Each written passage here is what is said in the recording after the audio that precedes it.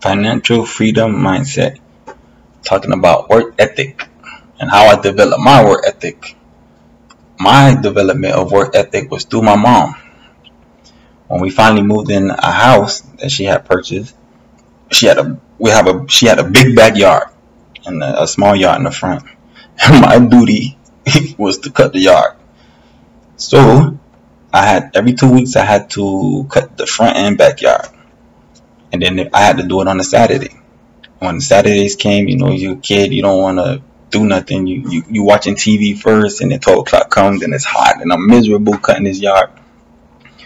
And then she seen there was a pattern, and one day she said, "Troy, why don't you just go cut the yard early and get it out of the way?" Because I couldn't leave the house until I cut the house. I'm sorry, I couldn't leave the house until I cut that yard.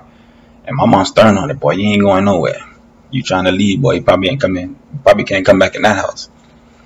So anyway, I said, you know what, Mom? You right. So next Saturday, next time I had to cut the yard, I get up 10 o'clock. Well, I got up before, lollygagging, procrastinating. 10 o'clock comes around. The sun is still hot. 2 weeks later, I'm trying the same thing. 8 o'clock, sun's still hot. I'm like, man, I can do better. I set my alarm. I'm like, I'm getting up. As soon as the sprinklers came off, my mom had a timer on the sprinkler. 6 o'clock, cutting that yard. Now it's 8 o'clock. The sun is coming up. I'm almost done. It didn't catch me. Then it dawned on me. This makes sense. Going to work, getting it out the way, do what you got to do. If she go in the back and she inspect the yard. Yeah, Troy, make sure you picked up them leaves. You did that. Yeah. You do everything you got to do. You have nothing to worry about. And I did it.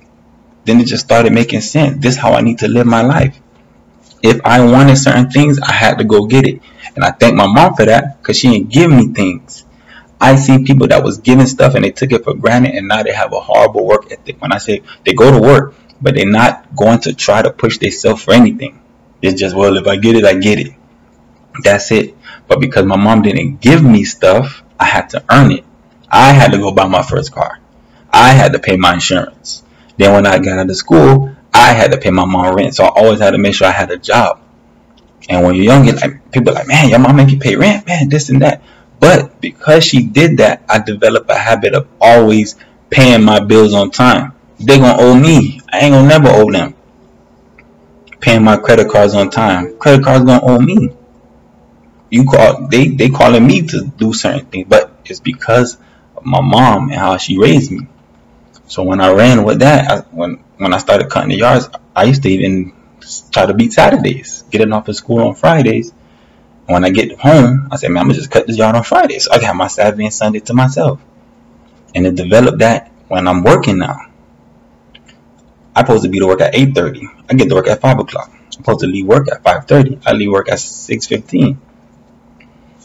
If they're okay with it, I'm okay with working. They're okay with saying, hey, Troy, as long as you come to work, we're going to pay you, but you got to work. I'm like, cool, because I need to earn the money to build my legacy. I need that money to build. It ain't me just doing it and so I could go to the strip club on Saturday and Sunday and throw money away. No, it's for me to get that money, bring it back to my family, build with my family.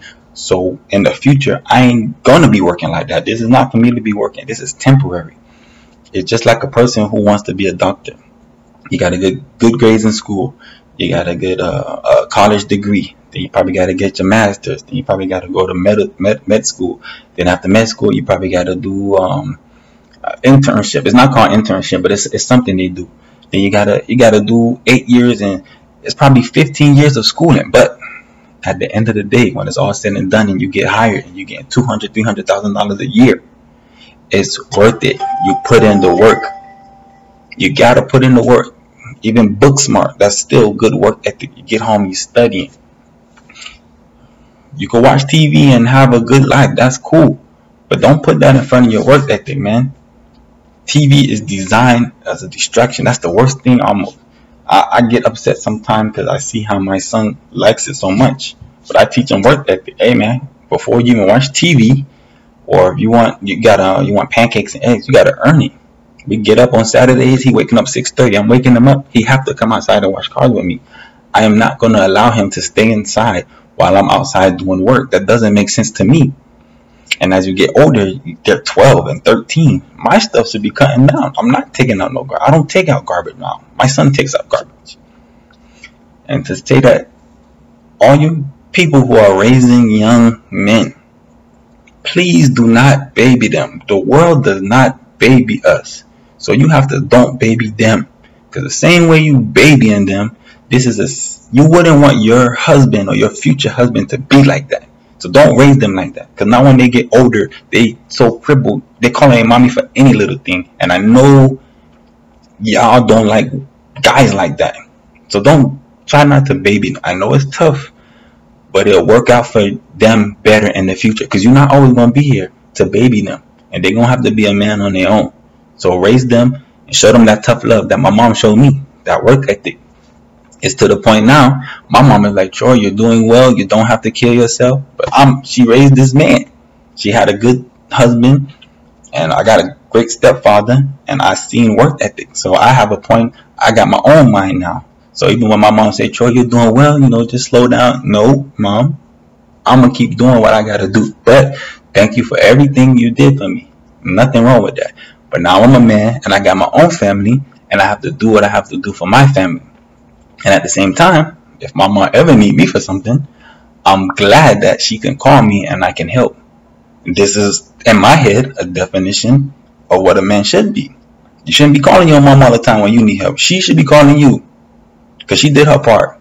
And now it's time for us to do our part. Next time.